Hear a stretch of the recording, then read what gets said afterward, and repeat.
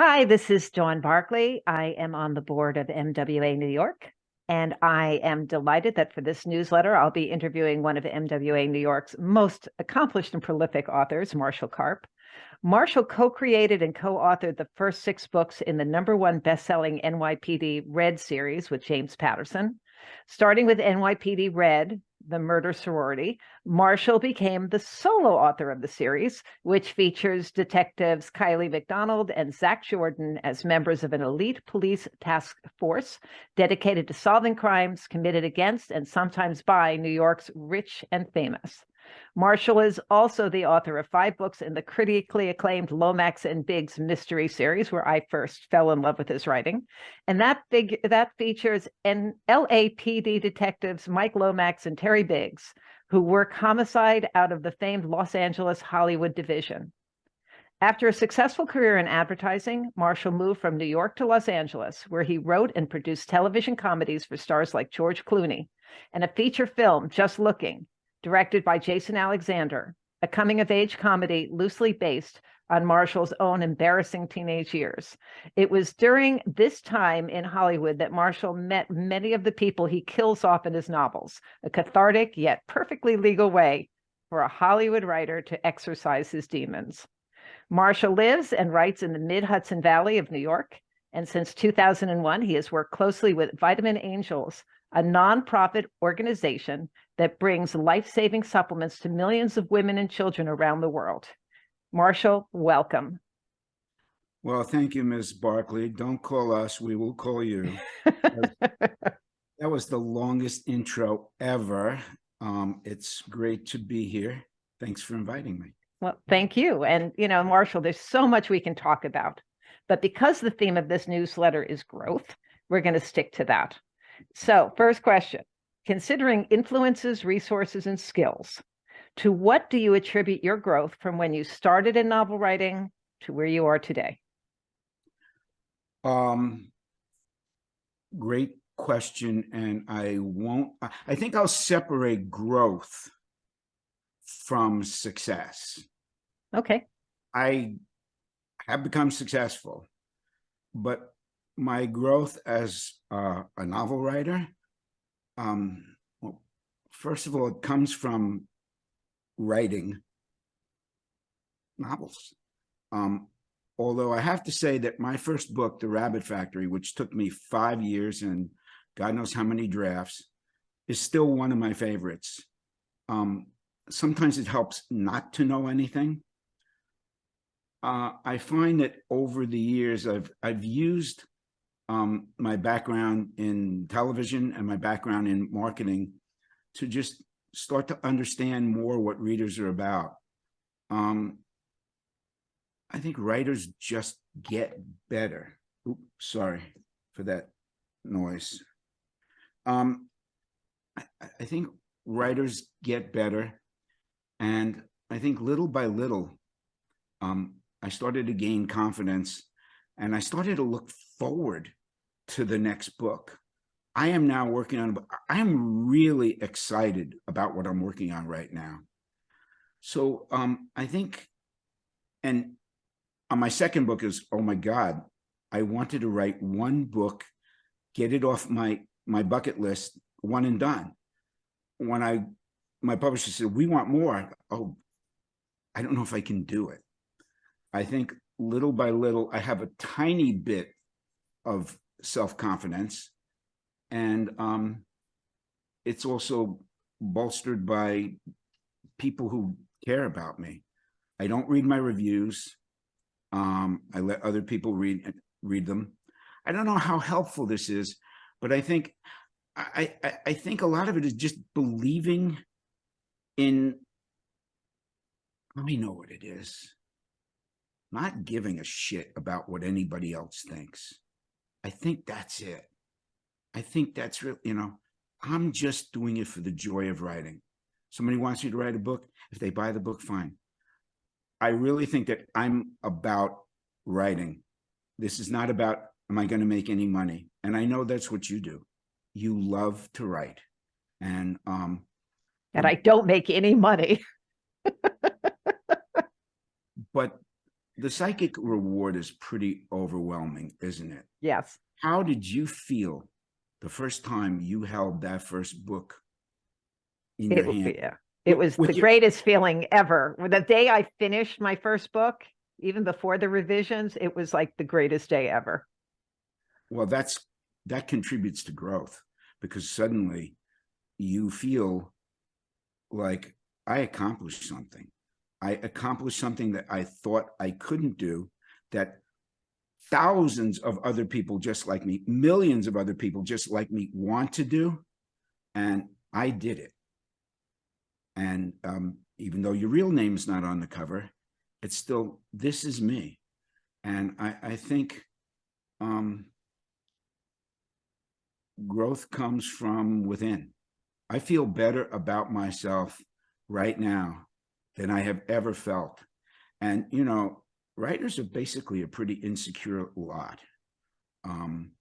There's one great quote that I put on my website that I forget the woman's name. She just put it in a tweet, and it said, you know, it's take on, you know, give a man a fish and he'll eat for a day.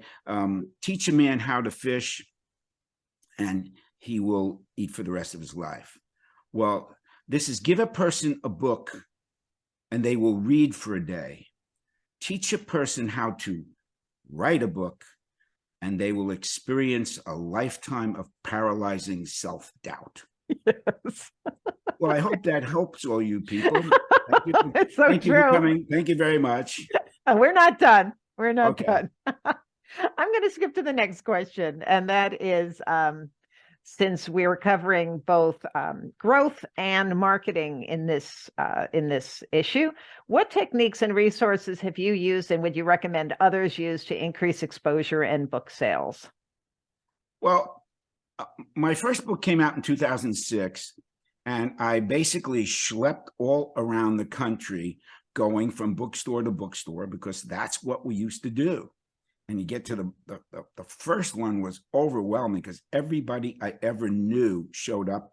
The bookstore, which was the mystery bookstore, it was in the village, they ran out of books. They had to go to Barnes and Noble and buy 80 more books. About the third or fourth one that I went to, up somewhere outside of Syracuse, New York, in our borders, oh, they put me on the third floor in the computer section, and one guy showed up, and I said, you know, what's your name? Steve. Hey, Steve, let's blow this pop stand and just go for coffee, because, you know, so that kind of marketing phased out. And then I started doing some online on my virtual book tours. But now it seems to be all on social media, which I have hated ever since, you know, well, ever since it got ugly. I mean, I just wrote a post. There's one social media that I recommend because it's full of grown-ups, even though a lot of people are trying to sell you something. I just started posting on LinkedIn, and I post about writing because I'm at an age where I'm happy to give back. I'm happy to teach people. I don't want one-on-one students, but I'm happy to just write a column almost daily about writing. And within a few weeks, I had a lot of followers. And I'm not selling any of my books. I'm not trying to sell any of my books. I'm trying to get back, but I'm also building my brand because I wrote 7 books for James Patterson. And if you know anything about Christmas, everybody knows Santa Claus. Nobody knows the names of those little elves who are actually making the toys. So nobody knew my name. And now it's getting around. But LinkedIn is actually a really good marketing site for writers. I also hired an SEO metadata guy. When I took ownership of all 5 Lomax and Biggs books, and so I republished them on Amazon, and I go to the keyword section and I type in the keywords, like 7 keywords that people, okay, well, murder was easy, but my book's character driven. and, humorous. And the guy looked at he goes, "You've written 7 NYPD Red books. Why isn't NYPD Red one of your keywords?" That's better than, how many people type character driven? So we changed it, and all of a sudden, I'm not kidding, since NYPD Red 7, the murder sorority came out in November, my Lomax and Biggs books are selling because suddenly people are aware of me. And also I started to put I hired a professional to put the kind of identifiers in the search engine that most people type in. I think that's a help. And it's just, be aware that you have to go out and do it yourself. Your publisher's not going to do it. Your self-publisher's not going to do it. It's as much as you can do on your own. Get people talking about you. Go to libraries. Go to, it's such a slow process, and answer every email you get from a reader. Some people do it much better than I. They have newsletters and they have gatherings and they have, also, know the lady who runs the MWA newsletter and get on her show. Thank you. We've known each other for a while. I should tell everyone that. So we have a weird history. Nothing you'd want to like. Nothing weird. Nothing sorted. Okay. The second to last question is, what advice would you offer members looking to become the next Marshall Karp? Therapy. Serious. Don't become the next Marshall Karp. Become the first you. Really. Don't do what I do. I used to have an expression when I worked, it didn't matter what business, if I was in television, they would always say, "Oh, there's a hit show about these kids that get together and it's a diverse group. We got to do one of those." And if you're first to be second, then you're not being true to yourself. Just do what, I'm trying to keep it clean, because especially now that I'm on LinkedIn, which is a almost F-bomb free, it's just like, be who you are, figure out who you are. I didn't want to be, I still have trouble grasping the fact that some people know my name. I tell you who I am in awe of. Bonnie Garmis wrote Lessons in Chemistry. It was published last year when she was in advertising. It's her first book. It was published last year when she was 64 years old. It is absolutely wonderful book. It's in her own voice. She was rejected by 98 publishers before someone bought it. Wow. So you don't have to be the next me, because people barely want the first me. Be who you are. Find your voice. And if you want, go on LinkedIn. I'm not selling anything. I write these kind of cool columns about writing, about the joy, about the frustration, about the ups, the downs, the not nice people, the nice people. I think the last thing I'd say is there are mentors all around. And I don't mean someone you hire at $110 an hour to help you, but people you can learn from. And definitely read. Unfortunately, I'm one of the world's worst readers. I used to be great, and now I'm kind of, a knuckle dragging, lip moving, mouth breathing Neanderthal. That's why, thank God for Audible. But I get a lot out of reading other people's books. I get inspired. Does that help? It's great. I only have one last question, and Thank you. everything you've given me has been so great. You said you love what you're doing now and what you're working on now. My last question is, what lies ahead for you? What's next? Well, I am two things. I'm fortunate enough, having created the NYPD Red series with Jim, which is really amazingly successful. I mean, once you put the Patterson brand on something, it's going to go far, and you know, it certainly helped get my name out there. And I can now say, my website used to say Marshall Karp, best spelling author, you know, but I've removed the P. And so NYPD Red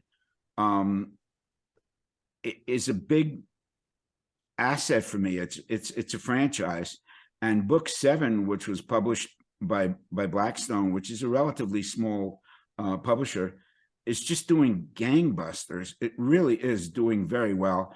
They want NYPD Red 8, and the thought in my head, and I'm not doing the work, is that this could work its way into a streaming series because the characters are so well drawn. And the other thing is, I just posted this on LinkedIn today. I'm working on a book I've been working on and off for a book for the last 5 years that is so out of my comfort zone. It is about this woman who's, you just admire the hell out of her, how tough she is. And she's, without giving away anything, she's faced with one of the biggest life decisions she's ever had to make. And you really get carried away with the story. I won't tell you anything about it. And the last thing is that what I'm doing now on LinkedIn, and I'm doing some surprise pop-up Zoom meetings, I'm happy to give back. I'm happy to teach. You know, I remember when I joined AARP, I got this email from some company that said, now that you're in your golden years, are you kidding? I'm 50. Well, now that I'm in my golden years for real, I just am enjoying the ride, and love my work, love my family, love everything I do. And I'm pretty keen on you, Dawn Barkley. So thank you. You're so nice. I can just say that everybody who's listening, I think, has been keen on your work for a very long time, and I'm looking forward to seeing what's coming next. Thank you so much for being here with me. Thanks a lot.